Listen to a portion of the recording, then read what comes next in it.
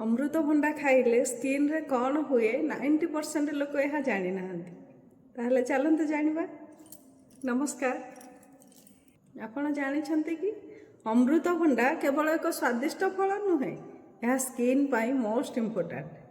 अमृतभंडारे vitamin A, vitamin C और lycopene प्रचुर परिमाण रे थाए।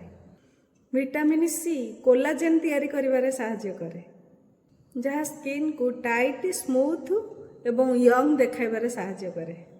Vitamin A skin cell renewal process को सहयोग करे, जहाँ फल स्किन अधिक स्मूथ देखा जाय पारे।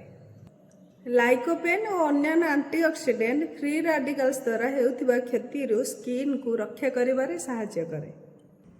किंतु मने रखंतु, खाली अमृतभंडा खाइले राताराती स्किन ग्लो हेबो नहीं।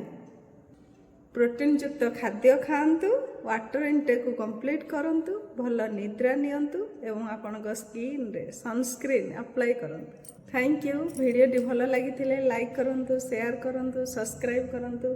एमिति स्किन टिप्स पाई मते फॉलो करंतु। Thank you.